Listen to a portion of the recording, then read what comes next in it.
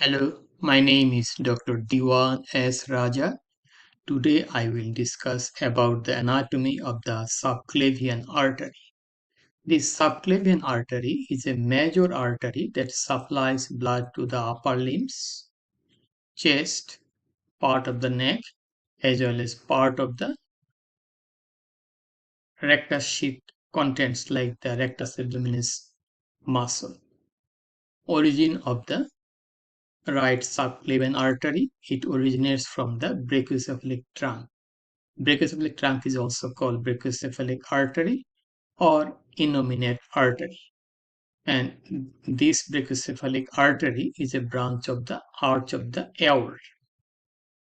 Origin of left subclavian artery, it originates directly from the aortic arch. Aortic arch is same as the arch of the aorta, lateral to the left common carotid artery.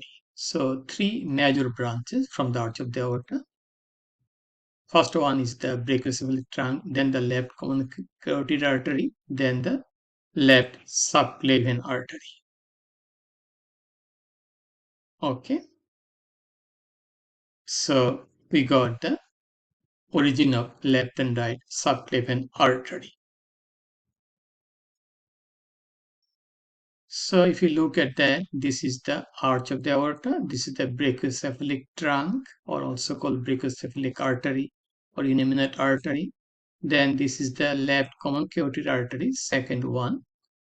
Then this is the left subclavian artery. So it is lateral to the left common carotid artery. This is first one, first branch, second branch, third branch of the arch of the aorta.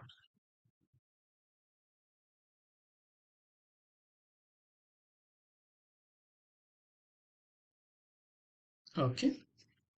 Division and branches of the subclavian artery. The subclavian artery is typically divided into three parts based on its relationship to the anterior scalene muscle. First part, location. It extends from the origin. Origin is from the brachiocephalic trunk on the right side, arch of the aorta on the left side, to the medial border of the anterior scalene muscle. What are the branches from the first part? Vertebral artery, internal thoracic artery, also called internal mammary artery, and thyrocervical trunk. Second part lies posterior to the anterior scalene muscle. Branches from the second part, actually it is only one branch, you can say only branch, not branches, include costocervical trunk, which further divides into supreme intercostal artery and deep cervical artery. Third part extends from the lateral border of the anterior scalene muscle to the outer border of the first rib. Branches, typically no major branches, arise from this part, though the artery continues as the axillary artery. So let us summarize from first part. We have three artery, the vertebral artery on each side, vertebral artery, internal thoracic artery, okay, and the thyrocervical trunk. From the second part, we have the costocervical trunk, and costocervical trunk has branches like supreme intercostal artery and deep cervical artery. From the third part, actually no major branches, but it continues from the outer border of the first rib as the axillary artery.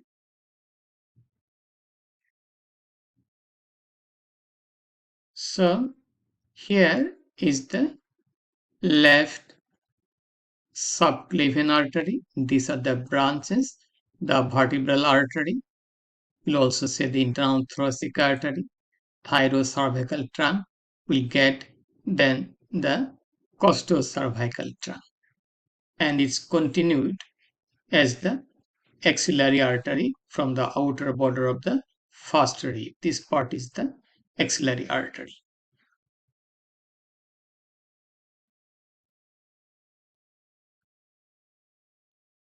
Area supplied by branches of the subclavian artery. What are the areas supplied by the branches of subclavian artery? Vertebral artery supplies blood to the posterior part of the brain. It enters the transverse foramen enters the cranial cavity through the foramen magnum, and it participates in the formation of circle of Willis. It splits into two posterior cerebral artery and supplies the posterior part of the brain, including cerebellum and brainstem. Internal thoracic artery, mammary artery, also called internal mammary artery, supplies anterior chest wall, breast, particularly in female. The perforating branches are very prominent. The diaphragm, via the pericardiacophrenic artery and musculophrenic artery, fibrous pericardium, anterior abdominal wall, particularly the upper part of the rectus abdominis muscle in the rectus sheath, and also gives rise to anterior intercostal arteries in each intercostal spaces, upper six spaces, and then the seventh, eighth, ninth spaces from the musculophrenic artery. Several perforating branches. These are prominent in female, particularly in lactating mother, musculophrenic, pericardiophrenic, and supraepigastric artery. Supraepigastric artery is a content of the rectus sheath. It anastomoses with the inferior epigastric artery at the level of the umbilicus.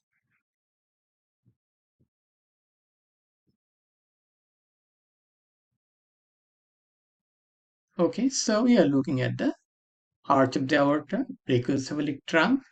This is the right common carotid artery. It has branches like that of the vertebral artery, internal thoracic artery. Then we'll get the thyrocervical trunk that has branched like inferior thyroid artery, transverse cervical artery, suprascapular artery.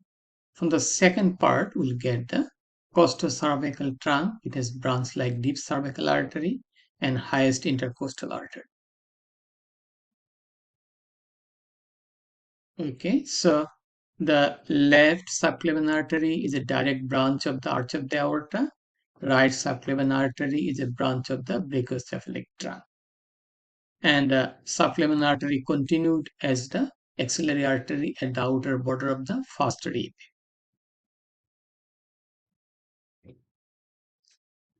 Areas supplied by the branches of the subclavian artery. Thyrocervical trunk divides into inferior thyroid artery, supplies the thyroid gland, the inferior part. Thyroid gland has other arteries like superior thyroid artery and the ema artery or arteria thyroidea ema.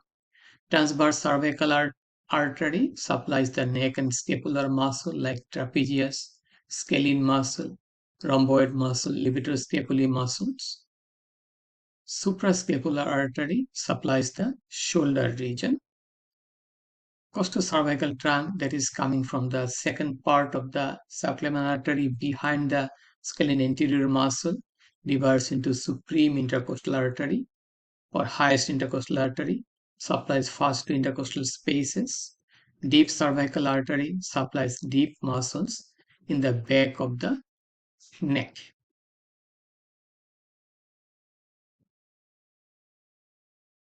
We have some clinical correlation. Subclavian steal syndrome, a condition when blood flow is reversed in the vertebral artery due to blockage in the subclavian artery, leading to symptoms of dizziness and weakness. Thoracic outlet syndrome caused by compression of the subclavian artery and often associated with nerves. These nerves are the brachial plexus roots, particularly the lower trunk CAT1, okay, which can result in pain, numbness, and weakness in the arm, also in the forearm, and also in the palm of the hand. That's all about the anatomy of the subclavian artery, its branches, and to clinical correlation like subclavian steal syndrome and thoracic outlet syndrome. We also discussed the branches of the subclavian arteries. If you have any question, please feel free to ask me. Please share the information with your friends. Please support my channel. Please subscribe me. Have a nice, wonderful, and blessed day. Bye now.